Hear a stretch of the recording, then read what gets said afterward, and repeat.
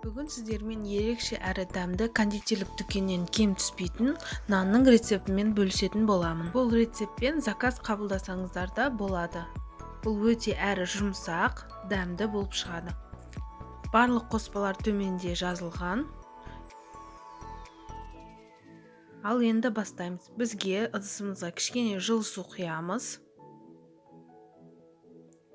Оның үстіне 2 қасық, шай қасық қант салатын боламыз, және де ашытқыны саламыз. Ашытқымыз жақсы болу керек. Ашытқымыз жақсы болатын болса, нан 2 немесе 3 есе көтерілетін болады.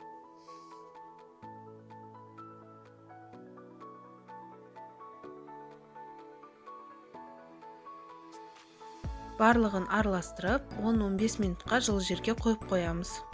Ашытқымыз кішкене көтерілу үшін. Міне ашытқымыз көтерілді, енді үстіне қалған қоспаларды қосатын боламыз. Дәм бойынша кішкене тұз қосамыз.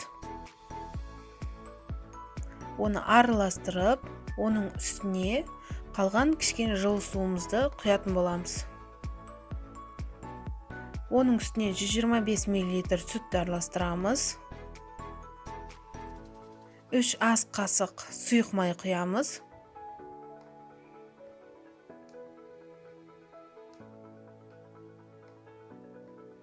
2 үлкен қасық майонез саламыз. Және де үстіне 2 үлкен қасық қаймақ салып араластырып қамыр жасаймыз. Қамырды елгезектен өткізіп, 1 кг ұнды кішкенеден салып, жұмсақ қамыр елейміз. Қамырымыз өте жұмсақ болуы қажет.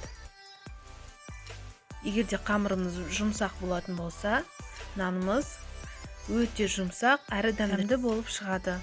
Дайын болған қамырымызды жылы жерге 1 сағат немесе 1,5 сағатқа қойып қоямыз. Мінекей менің қамырым 2-3 есе көтерілді. Дайын болған қамырымызды алып, қолымызға жабыспас үшін қолымызды кішкене сұйық маймен майлап аламыз. Өзіміздің қалауымызша белгілі бір пішінге келтіріп, әдемілеп пісіретін боламыз.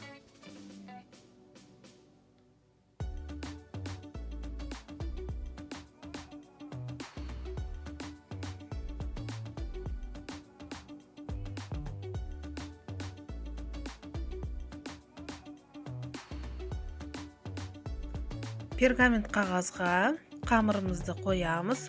Оны белгілі бір үлгіде жасайтын боламыз. Мен бірінші дөңгелетіп жасап, шеттерін кішкене әдемілеп шықтым. Кішкене пышақпен кесіп, оның үстіне күнжіз себемін әдемілік үшін.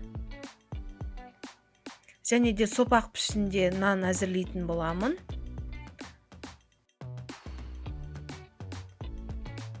Осы қамырды алып, 180 градуста қызып тұрған пеште 1 сағат немесе 1,5 сағатта пісіретін боламыз.